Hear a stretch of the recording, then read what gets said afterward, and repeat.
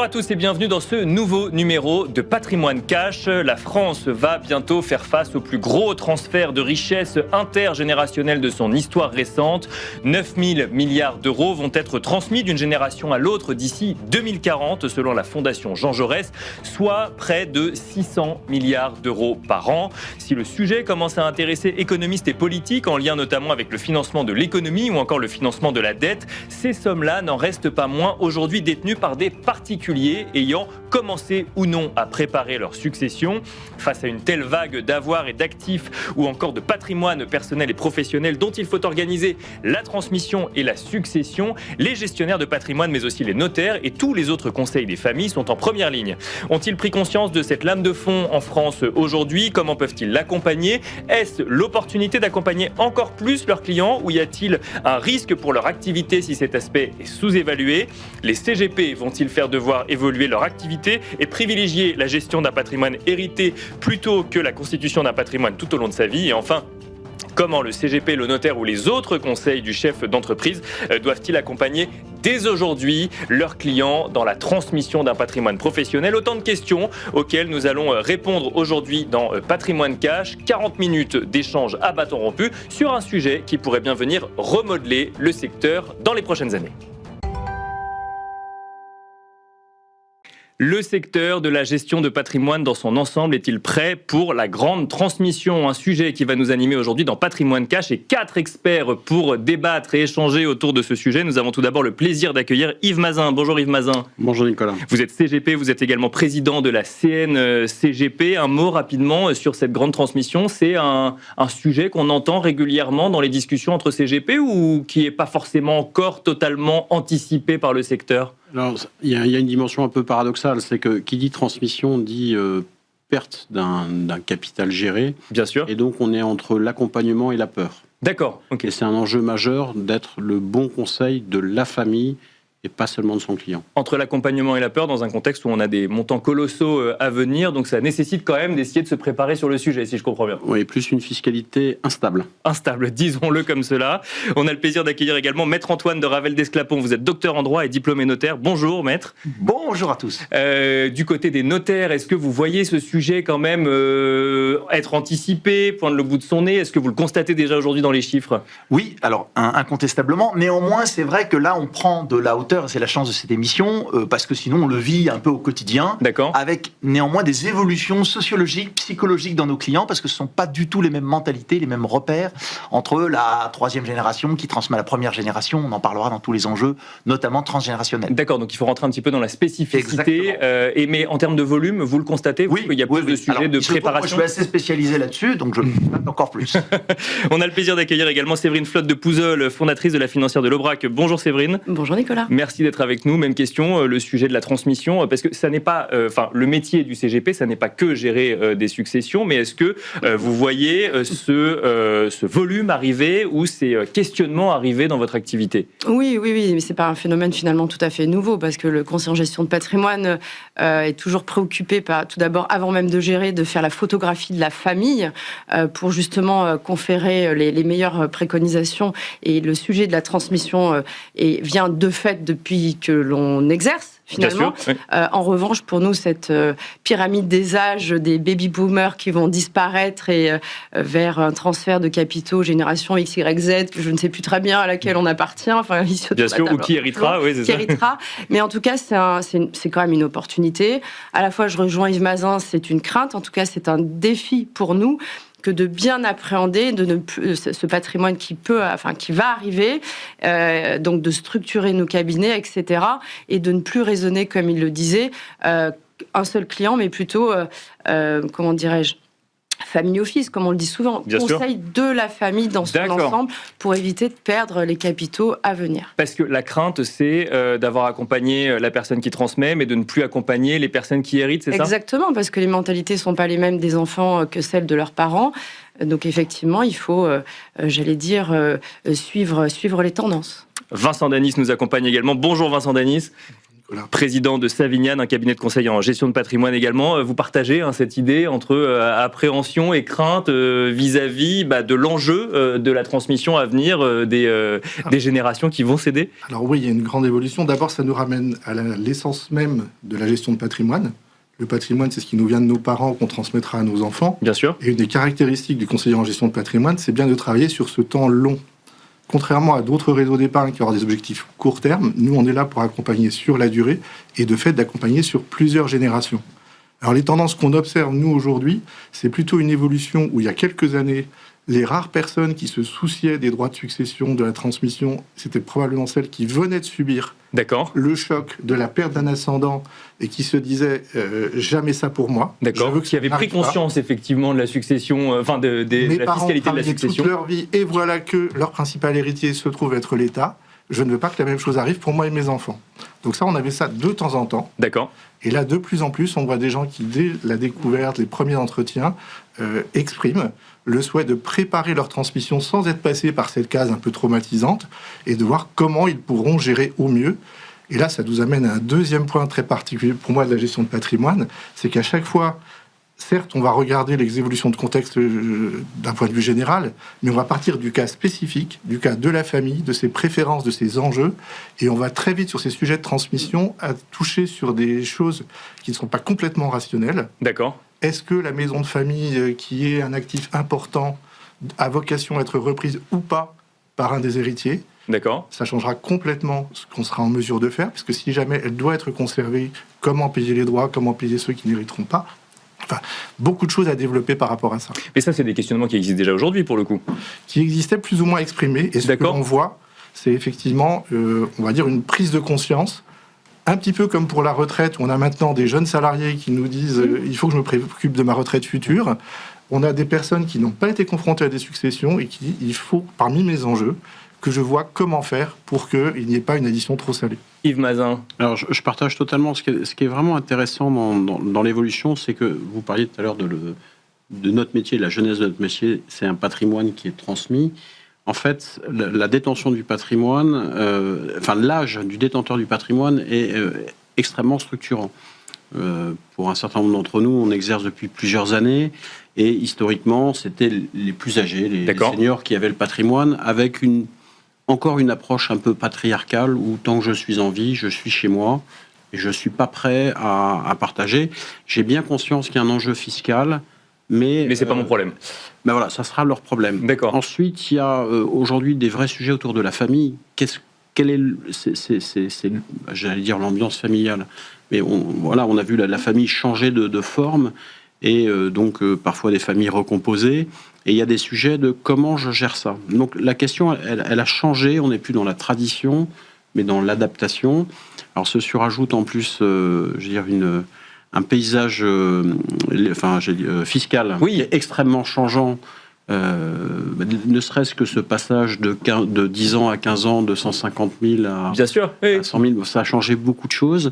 Et le débat actuel renforce encore les craintes du moment. Et c'est là où nous, on trouve toute la dimension du conseil.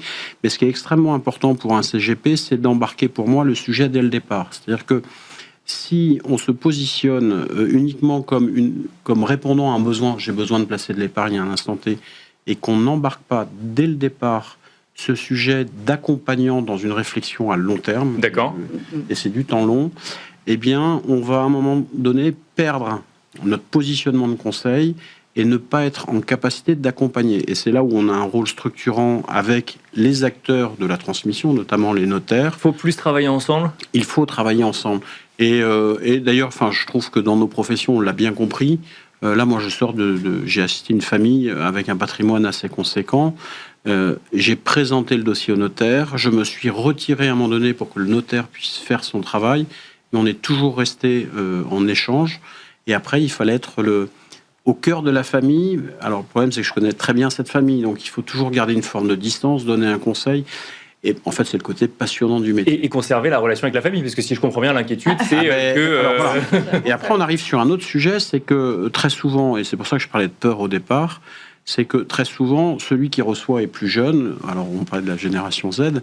Il faut en tout cas qu'on sache avoir les mêmes éléments de langage ou ou une capacité à communiquer avec une génération qui ne pense pas pareil, donc avoir une approche plus digitale, aussi peut-être une démarche plus ISR, ESG, parce que la génération montante a besoin de donner du sens au placement, et c'est un exercice assez délicat, mais qui est finalement passionnant. Maître, avant de passer la parole à Séverine Flotte de Pouzols, vous êtes le seul notaire autour de cette table face à 3 CGP. Non, c'est pas face, avec 3 CGP. Comment est-ce que vous appréhendez un petit peu ce sujet, cette nécessité d'interprofessionnalité peut-être? Est-ce que vous constatez, vous, cette inquiétude? C'est vrai qu'on parle de la grande transmission. Quand on regarde comment elle est traitée aujourd'hui médiatiquement, c'est surtout d'un point de vue quelle fiscalité on va appliquer potentiellement demain pour venir financer les dépenses de l'État sur l'héritage à venir. Mais il y a quand même des histoires familiales derrière. Comment est-ce qu'on prépare, appréhende et accompagne ? Alors, d'une part, effectivement, vous avez parfaitement raison, il y a une prise de conscience globale, et souvent avec l'aiguillon fiscal. Donc le client vient angoissé, souvent il se dit la pression fiscale est très forte, comment la surmonter? Moi, ils me connaissent souvent par mon ouvrage, le Patrimoniaux, donc il y a déjà plusieurs étapes. Ils sont allés en librairie, tout le monde ne va pas en librairie tout le temps, ils ont pris un ouvrage, ils ont regardé, et puis il y en a beaucoup sur le sujet, donc ils se disent tiens, il y a vraiment quelque chose, j'ai envie de me prendre en main. Après, effectivement, ils vont vouloir une approche globale. Et ça, c'est très important. Et on parlait tout à l'heure, et on parle maintenant d'interprofessionnalité. Moi, je me suis beaucoup inspiré des méthodes des CGP. D'accord. Parce que la difficulté, c'est que le client, quand il vient souvent pour un acte. Je veux une donation dernier vivant. Je veux une donation. Oui, fiscalement, je sais qu'il faut faire une donation. Et c'est nous qui devons dire stop. Prenons le temps d'une approche globale avec ce que les outils vont déployer, les outils déployés spontanément par un conseiller en gestion de patrimoine, notamment parce qu'il a des obligations réglementaires AMF, et de dire prenons le temps d'un bilan patrimonial parce que vous voulez donner, mais à qui on va donner? Est-ce qu'on n'a pas intérêt à modifier le régime matrimonial avant pour rééquilibrer, parce que tout le patrimoine est au nom de madame, alors qu'on pourrait faire transmettre par monsieur? Est-ce qu'on n'a pas intérêt à mettre en société pour garder le contrôle, pour avoir des avantages fiscaux supplémentaires? Est-ce qu'on n'a pas intérêt à transmettre aux petits-enfants? Oui, mais ils sont petits. Oui, mais par la gérance d'une société, on peut gérer ça. Donc effectivement, c'est vraiment, nous, professionnels, de dire, on ne va pas réaliser votre acte. Client pas content. D'accord. Acte que vous vouliez pour une raison purement fiscale, mais ensuite, on va vous amener à une approche plus globale, plus complète, de laquelle va sortir des préconisations qui seront peut-être de renforcer l'assurance vie, qui a une fiscalité plus favorable, ou effectivement de passer par des sociétés civiles, etc.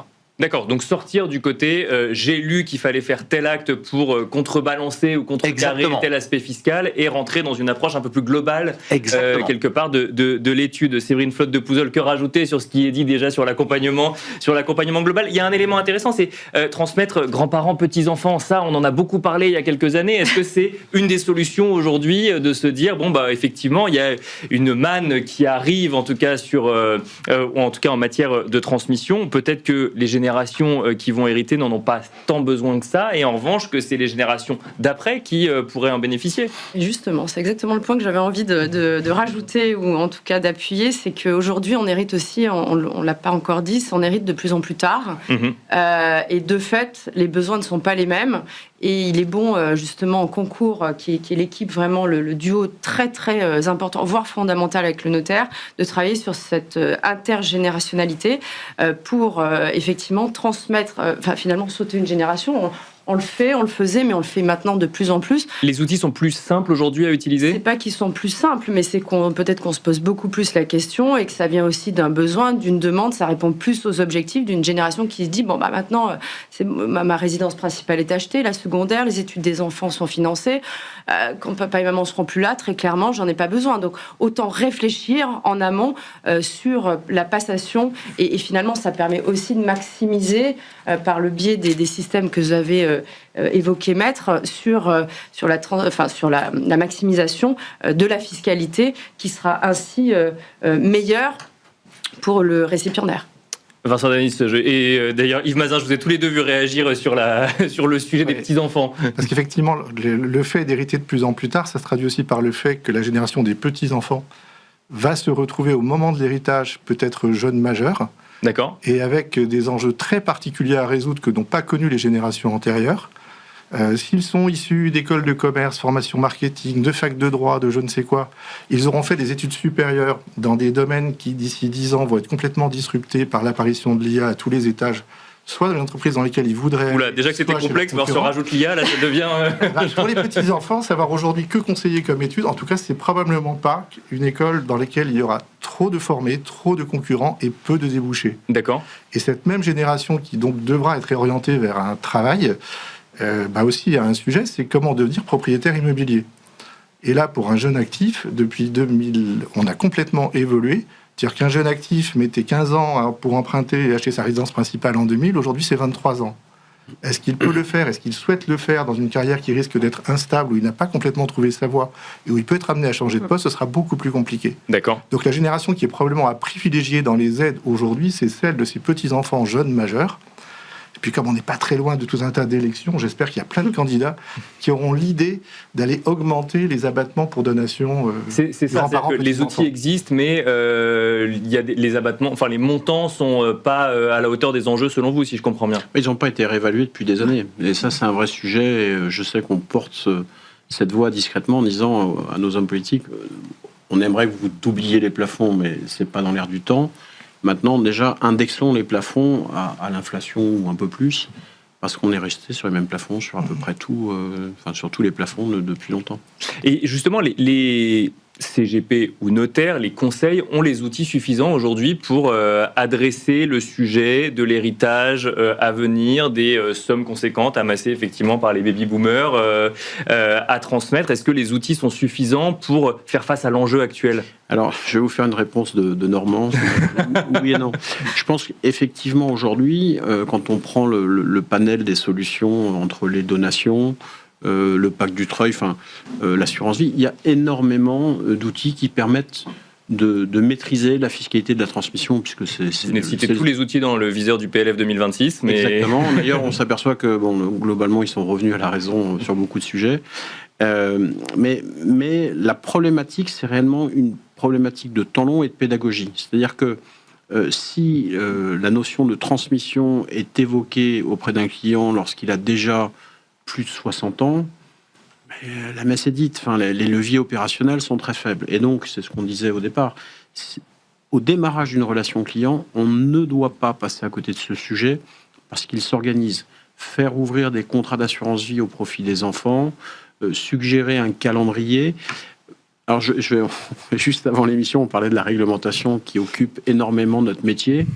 Essayons de faire de la réglementation positive.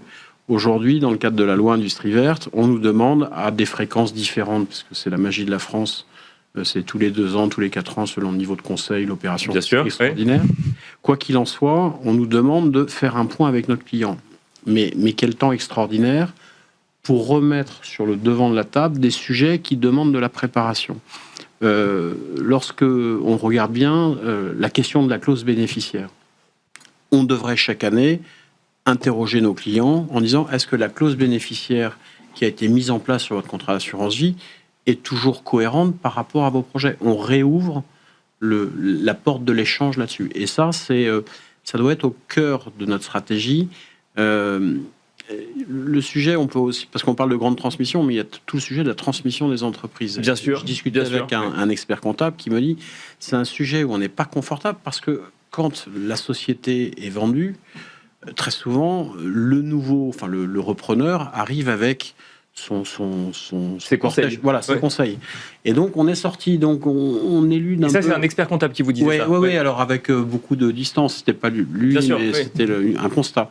Mais constat qu'on peut faire nous-mêmes auprès de CGP qui se disent, je m'occupe de l'épargne et la transmission, c'est un sujet. Mais j'ai pas trop envie d'en parler. C'est un client perdu, si je comprends bien. C'est potentiellement des actifs qui s'en vont. Mais c'est une mauvaise lecture du métier à mes yeux. Donc... on pourra en parler pendant des heures. Ça tombe bien, c'est l'objet de la discussion. Maître, rapidement, parce qu'effectivement, vous avez mentionné tout à l'heure l'ouvrage que vous avez rédigé, c'est aussi la raison pour laquelle vous êtes là, c'est parce que pour votre connaissance fine des mécanismes patrimoniaux, est-ce que tous les outils existent aujourd'hui pour faciliter des transmissions et du vivant ou ensuite des successions de la meilleure manière possible? Exactement. Les angoisses fiscales sont bien légitimes. Et le législateur veille à les entretenir chaque semaine, donc ça, on peut compter sur lui. Mais ensuite, il y a des outils. Je prends un outil tout simple, qui est souvent très peu utilisé, c'est le testament. Et c'est ce que nous disions tout à l'heure. Si notre défunt décède, par hypothèse c'est lui le défunt, à 90 ans, ses enfants ont 60 ans, et veulent aider les petits-enfants qui ont donc maintenant 30 ans. À 60 ans, il est proche de la retraite, il est déjà à sa 3e résidence principale, il a aidé ses enfants à s'installer dans la vie.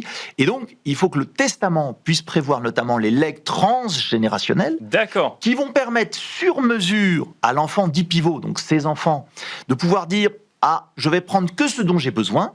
Parce que, par exemple, ma retraite est un peu insuffisante, mais je vais aussi aider mes enfants. Et c'est vrai que par défaut, si rien n'est fait, le Code civil est brutal, et il va dire, soit vous acceptez la succession, soit vous renoncez. Et c'est par le testament qu'on va donner d'autres possibilités, notamment cantonnées, avec des enjeux notamment de dire, bah oui, mais si je ne prends que l'usufruit, je veux avoir les pleins pouvoirs. Oui, mais si j'ai un enfant mineur, je veux pouvoir le représenter. Il y a un article peu connu, certes, du Code civil, mais qui lui permet dans ce cas-là. Donc, le testament impose plusieurs pages de rédaction, mais va permettre, en tout cas, de faciliter cette solution. Alors, on est un peu comme l'inspecteur Colombo, c'est-à-dire, dans les séries Colombo, on a le coupable dès le début. Bah là, c'est pareil, il faut commencer par le testament, parce que c'est l'outil qui, quelle que soit la finesse de tout ce qu'on va pouvoir déployer avec des sociétés civiles, avec des donations transgénérationnelles, les assurances, etc. Mais le testament et en parallèle la clause bénéficiaire, par un jeu très particulier d'articulation des clauses, peut permettre d'organiser une succession sur mesure qui est très sympathique. On l'utilise pas pour dire je donne tel mug ou tel piano à tel ou tel ça, ce sont des legs d'attribution, c'est possible aussi. On rédige les options qui vont permettre de faciliter la vie des générations suivantes. Et on fait la même chose dans l'adaptation du régime matrimonial avec son conjoint, en disant « Ma chère épouse, tu m'as supporté pendant 50 ans, tu vas faire le premier choix, et après, les enfants vont faire leur choix, et les enfants eux-mêmes vont donner la possibilité. » Donc ça devient un vrai document juridique. Exactement.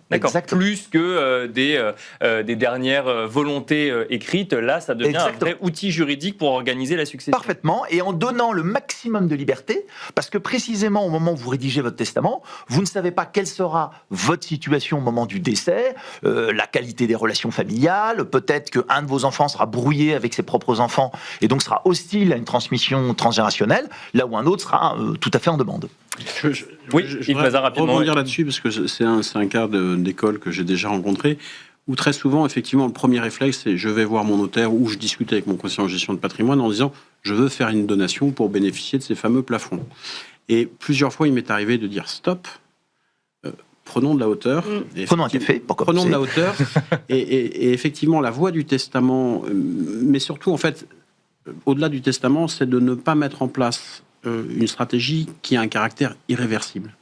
Parce qu'on ne sait pas de quoi demain sera fait. Et d'ailleurs, ça génère parfois chez les clients, il y a la volonté, et puis tout d'un coup, ils se disent « stop, j'arrête tout ». Ils repoussent, et puis un jour, malheureusement... la vie vous rappelle à l'ordre et c'est trop tard. Et il y a un enjeu justement d'avoir quelque chose de souple avec un conseil de famille régulier et en créant ce conseil de famille de concert avec le notaire, ça permet non seulement d'adapter une solution à l'évolution du temps, mais aussi finalement alors là je raisonne côté CGP, de se faire connaître auprès de la génération, non pas comme étant le conseil du père, de la mère, donc un vieux ringard has-been, mais vraiment un acteur proactif qui a aidé la famille à vivre plus ou moins sereinement cette transmission et de pouvoir garder la main auprès des enfants. Séverine et ensuite Vincent, animer des conseils de famille réguliers, le CGP ou la CGP, doivent-ils devenir des membres de la famille Oui, naturellement. Là, je pense qu'il y a un vrai consensus autour de ça. Et je vais vraiment également, je vous remercie d'avoir parlé du testament parce que c'est un outil qu'on oublie et qui est vraiment très adéquat. On pourrait dire le testament à tiroir ou quelque chose comme ça, donc c'est chouette. Voilà, jusque ça. Là, on a beaucoup parlé donc de la personne qui décède finalement, mais parlons peut-être maintenant un peu des personnes qui reçoivent. Bien sûr. Jeunes ou moins jeunes, mais en tout cas, l'enjeu, c'est un enjeu pour nous. On a vu, je crois, jusqu'à présent un peu l'opportunité, notre façon de s'organiser par rapport au futur défunt. Comment je gère comment je gère, comment je vais arriver à capter et à créer du lien avec les héritiers. D'accord. Ouais. Voilà, donc c'est ça. Pour moi, je trouve que c'est ça l'enjeu. Donc ça nécessite de notre part des connaissances spécifiques, connaissances et expertise.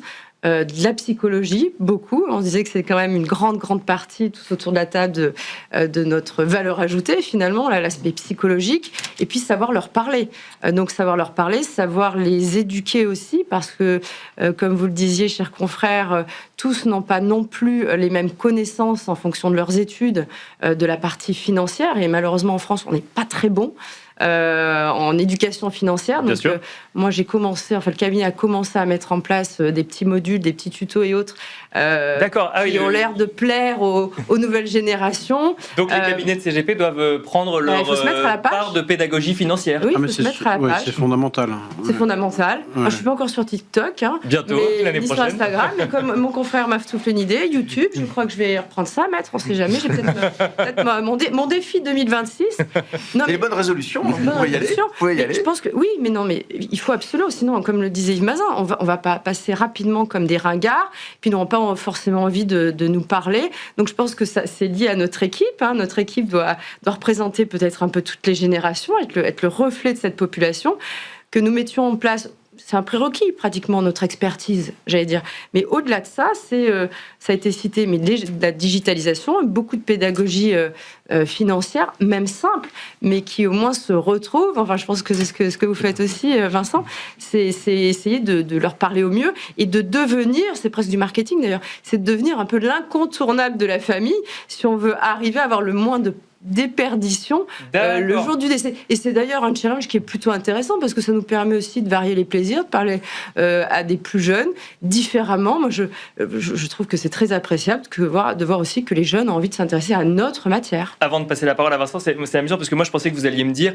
l'enjeu c'est de gérer le patrimoine transmis si jamais les générations futures n'en veulent plus. C'est qu'est-ce qu'on fait de cette maison dont personne ne veut ou autre. Non, l'enjeu il n'est pas là. L'enjeu c'est plutôt l'accompagnement. En premier, c'est d'abord de créer du lien. Déjà, et après nous poserons les questions et on les aidera, on les accompagnera de la même manière qu'on l'a fait pour la première génération à réfléchir. Et c'est vrai qu'aujourd'hui, ils n'ont pas non plus les mêmes attentes et les mêmes objectifs.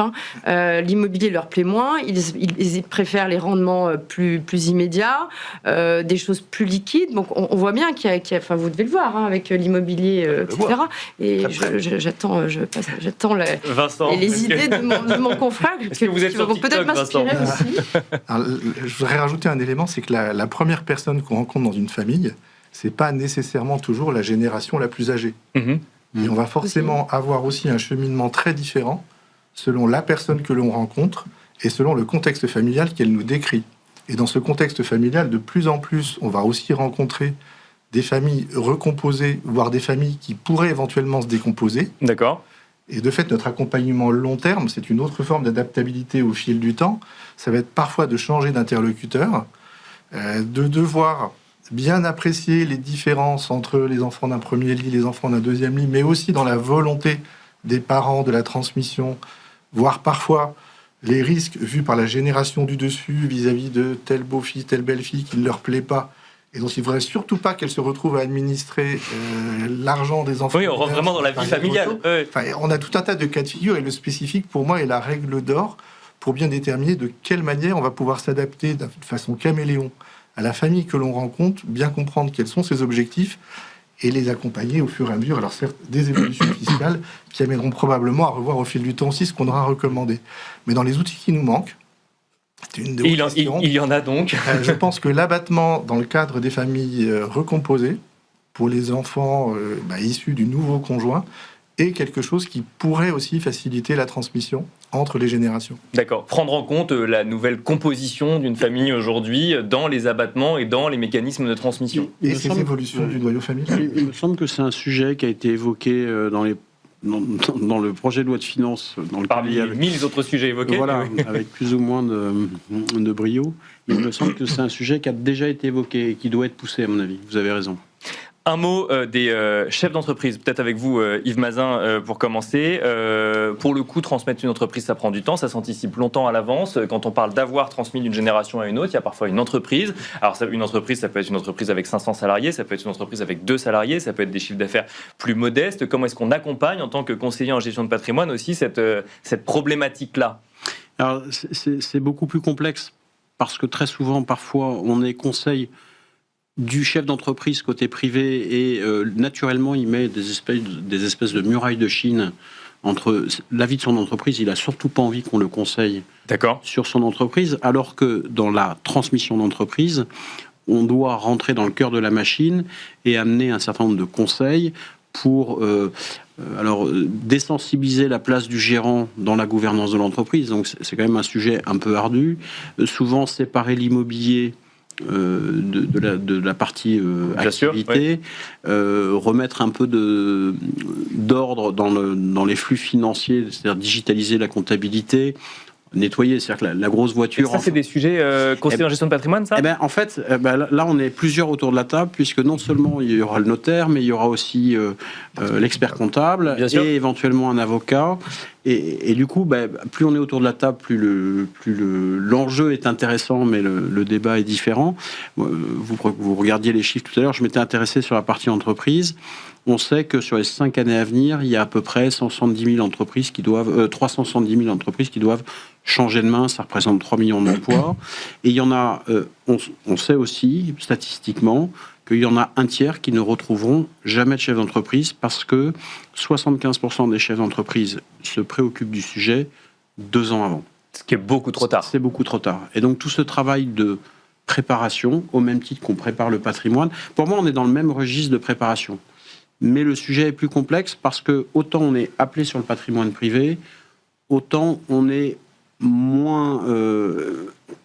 on est considéré comme moins légitime sur le patrimoine professionnel. Vincent Danis, c'est plus difficile de se faire une place sur les questions de patrimoine professionnel ? Alors, nous, on a souvent accédé à des entreprises via l'épargne salariale. Oui. D'accord.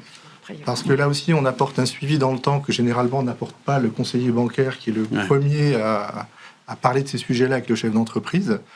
Et en fait, dans l'épargne salariale, forcément, on parle de retraite, on parle d'évolution, on parle aussi de l'actionnariat indirectement des salariés.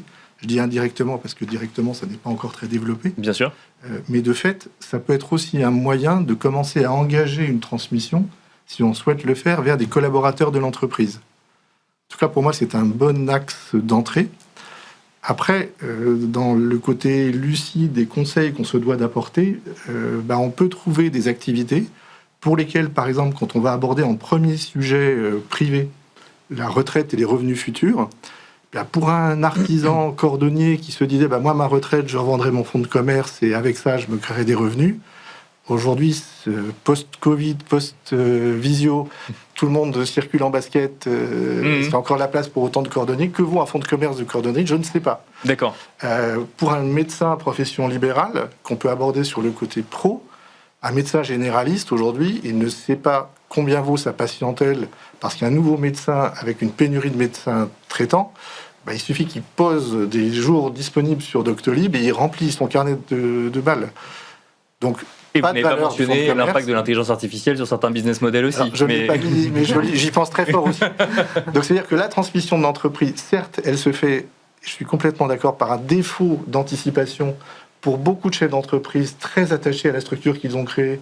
C'est une forme de petite mort que d'aller céder leur entreprise. C'est clair. Et de ne pas se projeter dans cette situation-là. D'accord. Mais il y a aussi le côté, est-ce que l'entreprise sera un jour cessible ? Est-ce qu'elle a une valeur à la hauteur que lui porte le chef d'entreprise qui sera amené à céder ? Et avant de commencer la transmission, on va aussi voir comment on va lui générer des revenus en phase de retraite qu'il n'a pas forcément lui-même commencé à préparer étant la tête dans le guidon.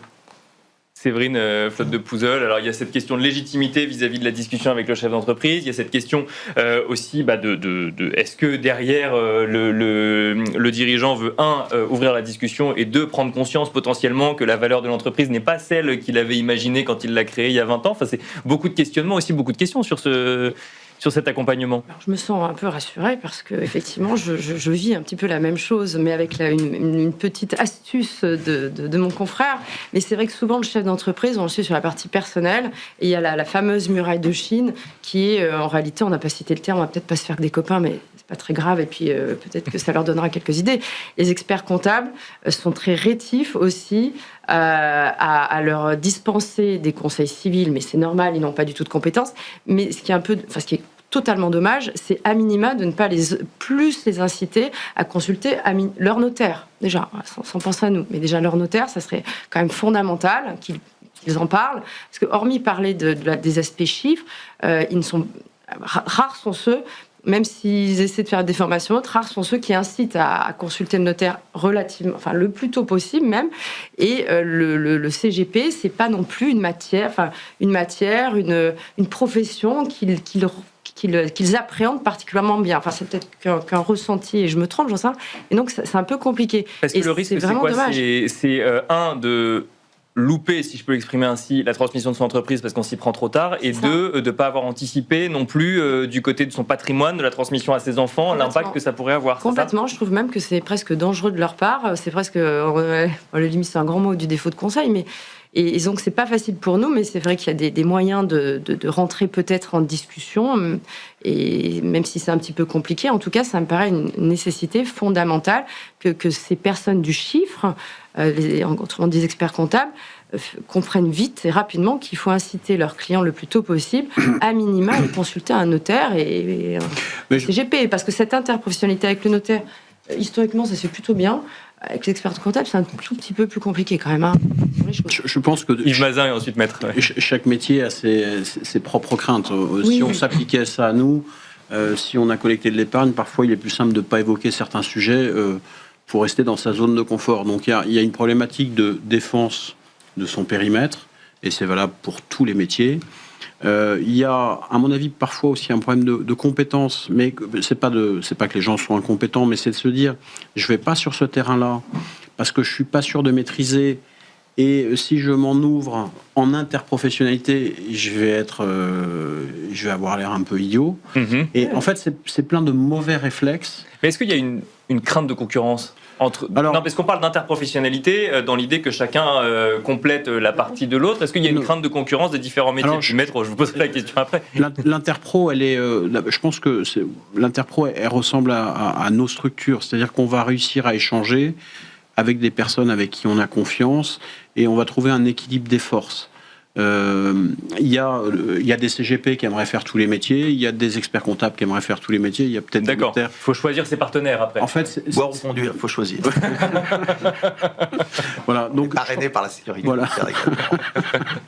L'interpro, c'est quelque chose qui se construit dans le temps, et en fait, c'est pour moi, c'est l'intelligence suprême du conseiller de dire à ce niveau-là, et quel que soit le métier exercé, de se dire j'ai besoin du concours d'autres intelligence pour avancer. Et si je peux me permettre, je pense que c'est aussi une question de, comment dirais-je, moi j'ai pu le constater, c'est pas de connaissance ni de compétence en effet, mais l'expert comptable, on sent bien que c'est l'homme clé de toute façon de l'entreprise. Dans l'entreprise, oui. Dans l'accompagnement de l'entreprise. Dans l'accompagnement de l'entreprise, c'est fondamental. Et après, moi je l'ai constaté, ils ont peur aussi d'envoyer, de passer la balle, hein, comme on pourrait dire, à un notaire ou à un conseiller en gestion de patrimoine, parce qu'ils ont peur aussi peut-être d'un mauvais conseil qui les met en porte-à-faux. Qui a donc, pu exister. Recommander finalement, est délicat pour eux, ce que je comprends parfaitement. Ouais. Donc là aussi, ils sont moins à l'aise peut-être que nous, et puis ce sont des personnes vraiment très chiffres et pas du tout juridiques, alors que nous, un petit peu plus les deux, je pense que voilà. Mais il y a cette histoire d'être mis en porte-à-faux et finalement que ça leur retombe dessus et que même perdre leurs clients, et puis ça peut avoir des éclaboussures vis-à-vis d'autres clients. C'est intéressant, Maître, on parlait d'interprofessionnalité tout à l'heure, on a l'impression que la problématique elle est plus sur l'accompagnement de l'entreprise et du chef d'entreprise que de l'accompagnement de la famille. Exactement, je dirais que le conseiller patrimonial est plus, que ce soit le notaire, le conseiller en gestion de patrimoine, le conseiller de l'entrepreneur que de l'entreprise. Bon, il faut l'accepter, c'est pas tout à fait les mêmes domaines d'intervention, pas tout à fait les mêmes sujets. Mais effectivement, il y a un gros travail de sensibilisation de nos clients entrepreneurs, notamment, alors nous, ça commence très en amont avec le contrat de mariage. C'est déjà, ça va pointer à peine à 30 ans, il va déjà y avoir cette sensibilité en disant « Ah, j'ai le rêve de créer une boîte », premièrement, et puis ensuite, tout au long de l'évolution, parce que par exemple, c'est une conséquence sur le régime matrimonial, il peut y avoir un côté injuste, la société vaut 5 millions, elle est au seul nom de monsieur, puis le jour où on va transmettre, on va dire « Monsieur, si vous transmettez, ça coûterait très cher, mais madame, elle est pauvre comme Job, néanmoins, par un aménagement du régime matrimonial, on pourrait faire en sorte qu'elle puisse co-transmettre, et ça coûtera beaucoup moins cher. » Et l'inverse serait vrai aussi. Exactement, voilà. Dans les deux sens. Et donc, c'est là qu'on peut réorganiser et qu'on trouve la légitimité. Mais c'est vrai qu'il faut trouver un bon point d'accroche. Après, nous, on va facilement accompagner, comme les conseillers en gestion de patrimoine, au niveau de la société mère qui va détenir, en général, la société d'exploitation. D'accord. Donc, qui va céder son entreprise à un moment donné ou à un autre. Et puis, le prix de cession va tomber dans la société mère. Et là, il va se dire comment je finance mon train de vie, comment je transmets, etc. Société mère qu'on appelle souvent holding, for sure, comme dirait l'autre. Et donc, on est dans l'actualité, évidemment. Bien sûr. Et donc, dans cette fameuse holding, avec les enjeux du 150 au BTR, etc., qui va être un petit peu remanié, etc. Donc là, c'est là qu'arrivent les enjeux. Peut-être il y a une transmission à un enfant quand même. donc qui va reprendre l'entreprise familiale. Donc comment on va préserver l'égalité avec les autres avec un mécanisme de Soult. Qu'est-ce qu'on va faire de cet argent? Pourquoi? Dans quel contexte? La transmission, les petits-enfants, voilà. Ça sera plus global. L'heure tourne, une dernière question à chacun. Alors je vais commencer avec vous, maître, parce que c'est sûrement vous qui avez la réponse la plus facile. Est-ce que ça va, ces enjeux de grande transmission, est-ce que ça va faire évoluer votre activité selon vous dans les années à venir? Sûrement en volume, j'imagine, mais au-delà de ça, est-ce que ça va changer la manière dont vous faites votre métier rapidement? Ça a déjà, je vous donne un exemple très simple. Nous, on a des logiciels métiers dans le notariat, et avec un petit plus vert, chaque fois qu'il y a un nouveau acte. Un client vient pour un acte. Et nous, il faut, en interne, on a du tout repensé pour dire le client, il vient avec un projet de vie. Il vient pour dire, je veux protéger mon conjoint. Est-ce que ce sera par une cogérance dans une société? Est-ce que ce sera par une adaptation de la clause bénéficiaire? Est-ce que ce sera par un testament? Bon, les outils sont divers, mais c'est pas un acte. Le client ne vient pas chercher un acte. Il vient chercher une vision globale. Et donc, ça impose de repenser tout, et notamment le préalable indispensable d'un bilan patrimonial, et non pas la réalisation ponctuelle d'un acte qui finalement n'aurait pas forcément de sens en tant que tel. Séverine Flotte de Pouzols, 600 milliards d'euros transmis par an. Alors c'est des moyennes, bien sûr, mais en tout cas 9 000 milliards d'euros transmis d'ici à 2040. Est-ce que ça change la manière dont vous allez faire votre travail dans les prochaines années? Est-ce qu'il faut passer plus de temps sur les successions et moins sur les sujets investissement, par exemple? Probablement, mais moi, ça fait pratiquement 9 ans que j'ai créé le cabinet financier Lebrac, et j'avoue qu'on l'a toujours plus ou moins fait. Je commence toujours par le civil, et l'objectif des clients, j'ai constaté que c'était quand même protéger sa famille, la transmission, etc. Donc oui, ça va probablement forcer à avoir plus de volume, et on s'adaptera, ça c'est pas trop un souci. Mais je me rends compte quand même qu'on change parfois aussi, au-delà de l'éducation financière, de produits, de véhicules d'investissement. D'accord. Par exemple, moi je ressors le contrat de capitalisation. Le contrat après 70 ans, si quand même, on en fait un nouveau à 30 000.